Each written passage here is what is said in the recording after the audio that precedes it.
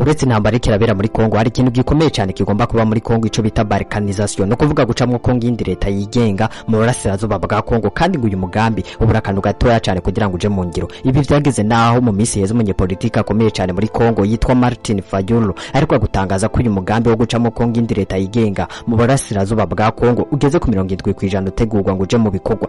Yatunze urutoki igihugu cy'u Rwanda ndetse na Uganda ko ari byo bihugu biri nyuma y'uyu mugambi wo gucamwo Kongo indi leta yigenga, ndetse kandi na ONU itangaza ko uyu mugambi uri hafi guhera. Umunyamategeko akaba ni musesenguza akomeye cyane muri Kongo yavuze ko uyu mugambi ushoboka 100%.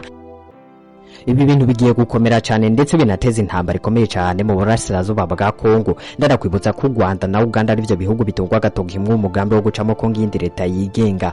Ariko kandi naho bimeze uko uyu mugambi wo gucamo Kongo indi leta yigenga si mushasha kubera ko kuva na kera hamwe umugambi wo gucamo Kongo indi leta yigenga, ariko kugeza ubu bivugwa ko uyu mugambi uri hafi guhera. Ibintu ntibigiye koroha cyane muri aka karere kuko hari ibihugu bidashigikiye uwo mugambi. Mbega inyuma yo gucamo Kongo indi leta yigenga hazokurikira iki? Munyemerere tubigaruke ko akantu ko kandi kaze twinjiye mu mugambi wo gucamo Kongo indi leta yigenga tumenye mbega ni bande bawuri inyuma canke nibihe bihugu rutura biwuri inyuma.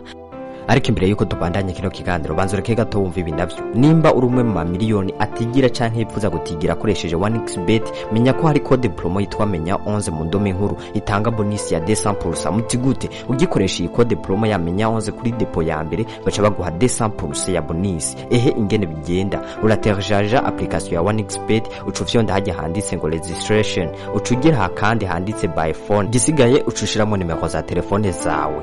Ikindi kiba gisigaye gikomeye cyo wandika ya code promo menya 11 mu ndome nkuru kugira ngo hituronka bonus ya 200%. Hama uce wemera iryo tegeko, hama ucugira register. Ushaka andi makuru kuri ivyo twandikire kuri WhatsApp nimero 72 Iri jambo balkanization canke gucamwo igihugu yindi leta yigenga ryakoreshejwe ubwa mbere mu myaka y'1830 mu citwa Empire Ottoman, cari giherereye mu gice ca Balkan ari naco caciwemwo ibihugu biremwo Ubugiriki, Serbia, Bulgaria, Albania, Croatia na Macedonia.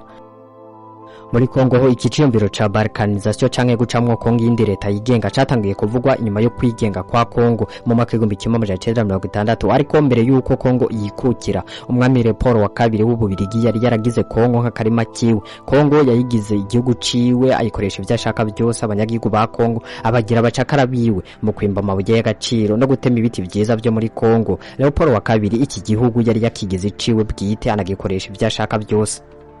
Ubutunzi kama bwose bwari muri Kongo yari yarabugize ubwiwe. Abanyagihugu ba Kongo nabo abagira biwe, yabakoze icashaka cose. Uyu mwami Leopold wa kabiri yari yarimitswe mu mwaka w'1865. Uyu mwami ivyo yakoreye abakongomani bwari ubunyamaswa.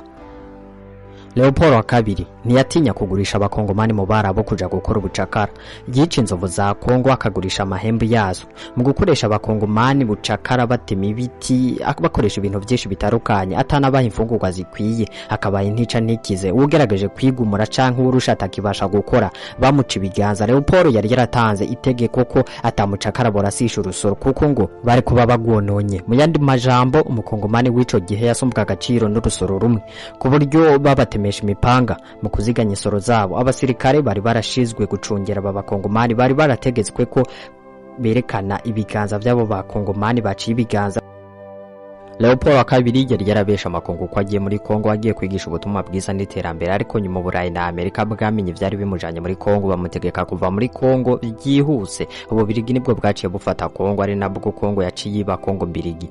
Ariko naho Ububirigi bwafashe Kongo ubucakara n'ubugize bwa nabi ntibwigeze buhagarara muri Kongo, byarabandanije. Ariko Ububirigi bukiri muri Kongo bwatonesheje ubwoko bumwe bw'abaruba bo muri Kasai. Bivugwa ko kugira ngo butoneshe ubwo bwoko kwari kubera ubwo bwoko bw'abaruba bo muri Kasai bwari buzo ubwenge kandi bukunda gutera imbere cyane.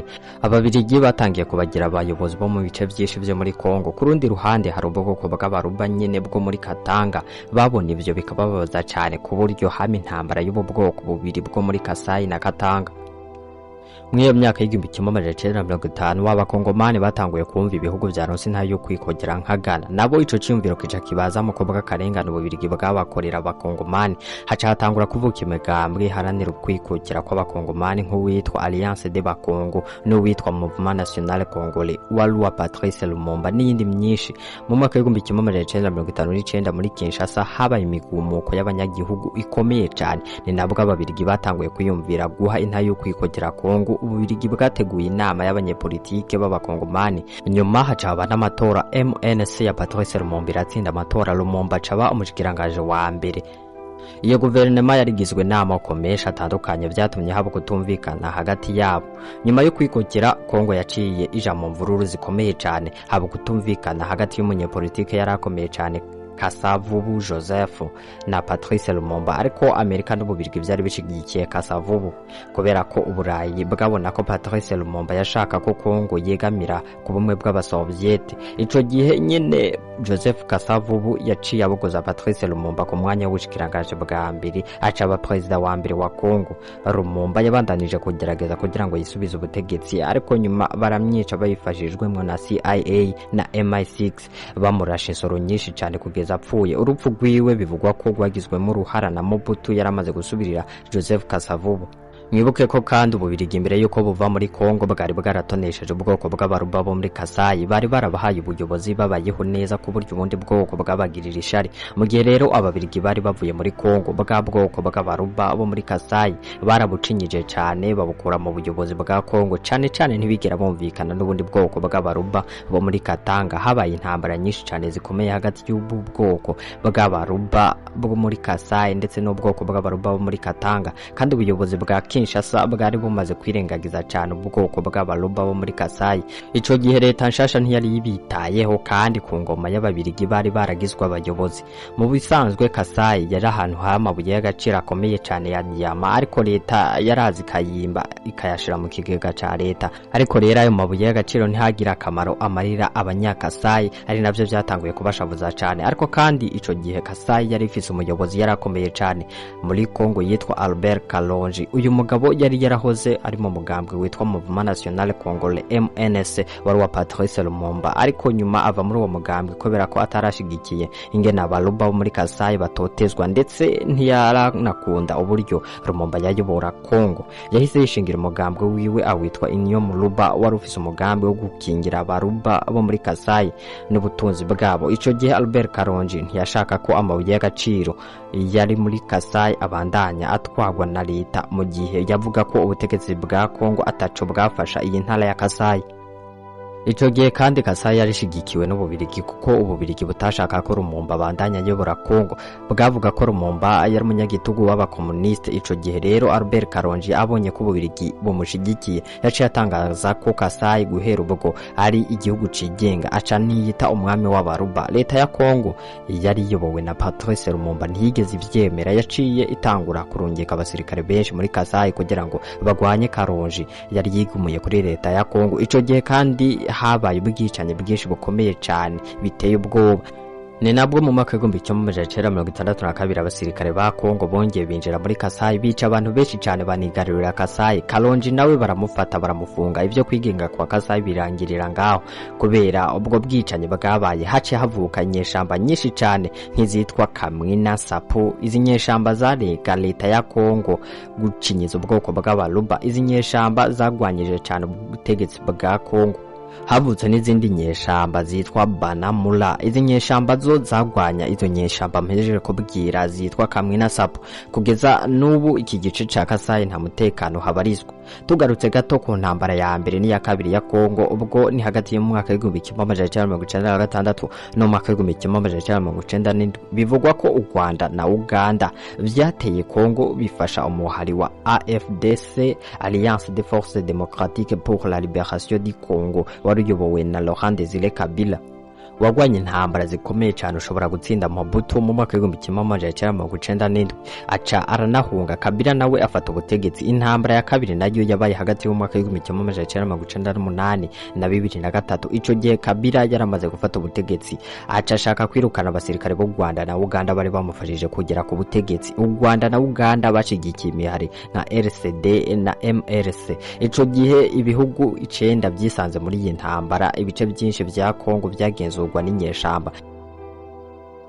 Munyemere rero tugaruke ku vya balkanisation. Katanga nayo ni intara yagerageje kwigenga ishaka kwikura kuri leta ya Kongo. Katanga nayo ni intara yari ifise ubutunzi kama bwishi cyane. Ico gihe Katanga yari intara ikomeye cyane ku butunzi bwa Kongo. Amabuye y'agaciro ya Katanga yagenzurwa na societe y'ababirigi yitwa Union Minière du Katanga. No kuvuga ko ububirigi bwari bufise inyungu nyinshi cyane ku butunzi bwama bwa Katanga. Ni nayo mpamvu ububirigi bwashaka ko Katanga iba leta yigenga, kubera ko Patrice Lumumba yishagira gukora by'ababirigi batashaka, kubera ko Lumumba yari umupanafricaniste. Ubwo yanashaka gukorana n'ubumwe bw'abasoviete mu gihe byo ububirigi butabishaka habe n'ubusa. Ico gihe rero kandi Uburayi na Amerika byari bishigikiye ko Katanga yigenga.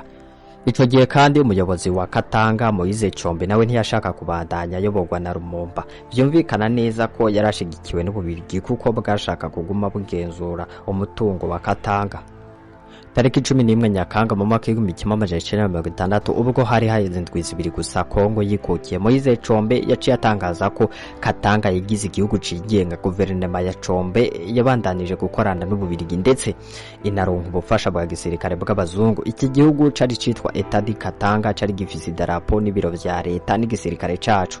Hagati y'umwaka w'igihumbi kimwe amajana icyenda mirongo itandatu na rimwe n'igihumbi kimwe amajana icyenda mirongo itandatu na gatatu, Patrice Lumumba yasavye ONU gufasha Kongo. ONU yaciye irungika abasirikare muri Kongo, ariko ntibabashije kwinjira muri Katanga kuko abazungu benshi bo mu burengerazuba bari bashigikiye Moise Chombe. Nyuma Patrice Lumumba baramyishe ububirigi bubigizemo uruhara. Kuva ubwo ONU yaciye itangira ibitero byo gusubiza Katanga leta ya Kinshasa. Mu mwaka w'igihumbi kimwe amajana icyenda mirongo itandatu na gatatu, abasirikare ba ONU bafashe Lumumba.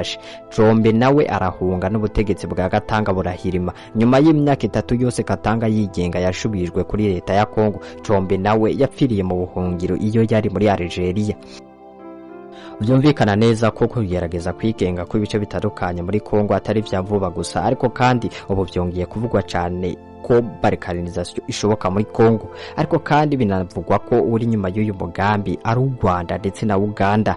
Ariko kandi ukibaza ati hamwe byo bari byo amakungu azobyemera nkuko ONU yanse ko Katanga yigenga. Reka tuze turabibikurikira. Prosper niko nitwa, ico ndagusaba kugira subscribe kuri channel yamenya byinshi utazi kugira ngo uzozurahungukira ubumenyi bwinshi bugiye butandukanye. Ciao ciao.